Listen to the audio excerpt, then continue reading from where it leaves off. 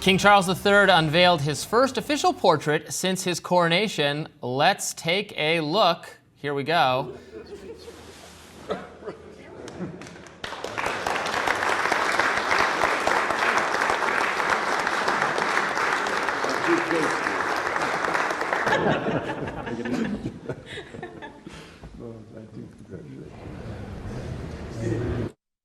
British artist Jonathan Yeo, who painted His Majesty, said, "I do my best to capture the life experience and humanity etched into any individual sitter's face, and I hope that is what I've achieved in this portrait." Now, the red, vivid work has caused a stir on X, where users said, quote, "It is the ugliest thing I have ever seen," some even comparing it to a demon. Next user wrote, quote, "King Charles, I mean Griffith, stuns in new portrait." Another user said, "Prince Charles' painting looks like the Ghostbusters just stopped it stealing Dana Barrett's baby," and you can almost guess how Alex Jones reacted. Let's watch. Now, when you blow that up and even zoom in on the little fractal levels, it's demons repeated over and over again. So it looks like they fed into AI. Another popular post said it's, quote, "probably the last painting done of him before he dies, and it's just him wreathed in the flames of hell." It's absolutely banter. So that is something everybody is talking about right now on social media. I like the painting. Yeah, me too. It feels like I'm... But I also like demons, so...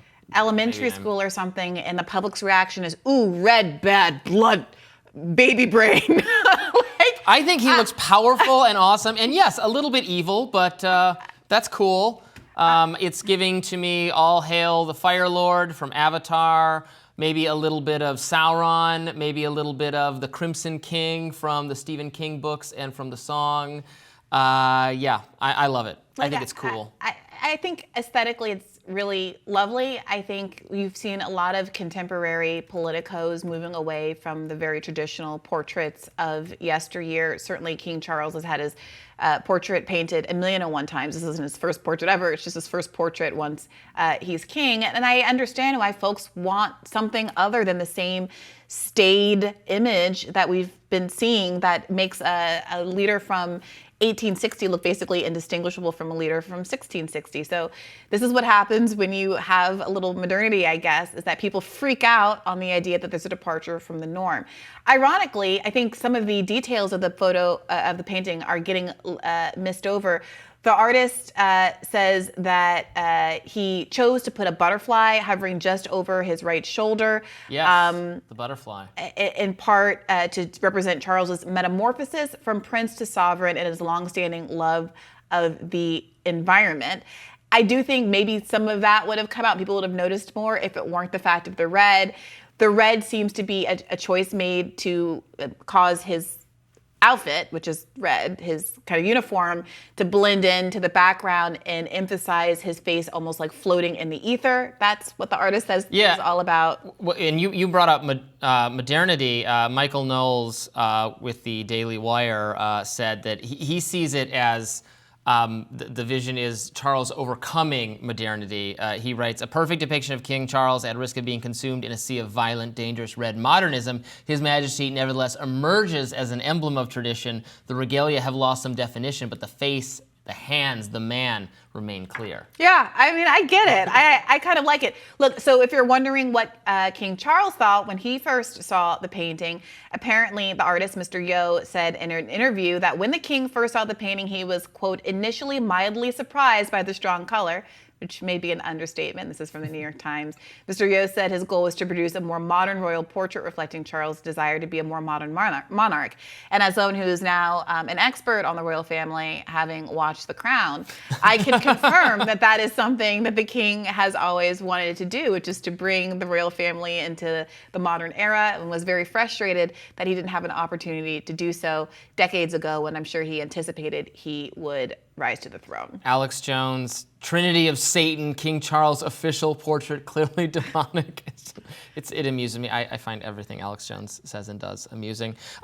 Some people were recalling the conversations around the controversial Barack Obama and First Lady Michelle Obama portraits, which I did not like as much. They were. I remember really not liking the Michelle Obama. I didn't. Look, I think that Michelle artist Obama one. who painted Michelle has other works that I do like. I felt that Michelle Obama was so grayed out. It didn't really look like her, and also wasn't flattering.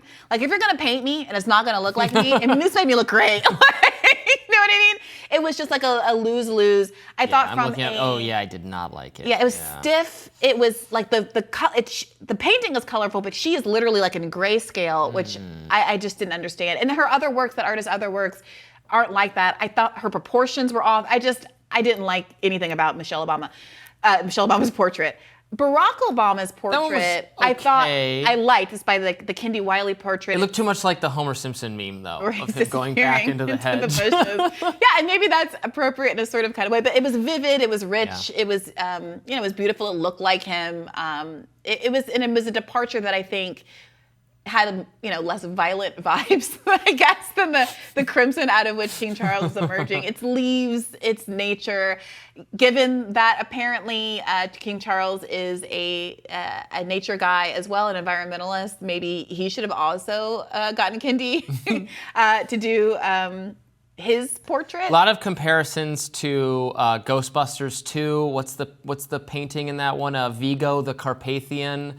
I don't remember that movie very well, although people love Ghostbusters 2. I think that it's a haunted painting that's coming to life, right, is the plot of the movie, and it looks... Google Vigo the Carpathian. That's what people were comparing it to. Well, I mean, do whatever you want. Okay, all right. You'll take my word for it. I'll take your word for it. Do you think that it can be that much of a surprise, given that these figures, they pick who's painting them, right? Like, part of the reason that Michelle and Barack picked who they picked to do these portraits because they're the first, obviously, Black president and VP and First Lady. They wanted Black artists to be involved in the process. These people were established artists at the time. They were aware of their work. They knew what the style was going to be. At the end of the day, if there is a public backlash against what a painting looks like, can you really blame anybody other than the subject who made the choice? Yeah, I want to be painted by someone who does... there's all these artists who do art for Dungeons & Dragons, which the viewers know I play frequently. If you want to have your character, so you can get your little miniature and paint your little miniature figure, and you do that yourself, or you give it to a friend of yours who's more talented at that. I have very little artistic talent myself. There's also people who will draw your character for you. I think one of my groups did commission an artist to depict. Not depict you, but depict the character you're playing. Of course, I'm the dungeon master, so I don't get depicted. Naturally. I'm just me. But that's the kind of art I think I'd like to commission for myself. All right. I was almost going to say, the audience should tell us what kind of portraiture we should have done for ourselves. Maybe submit their own. Please don't draw us. Leave us out of it. I don't want to be represented in any way whatsoever. That is a good cautionary note to end on. That does it for us today. Tomorrow on Rising, Jessica and Amber will be here with another great show. Make sure you tune in.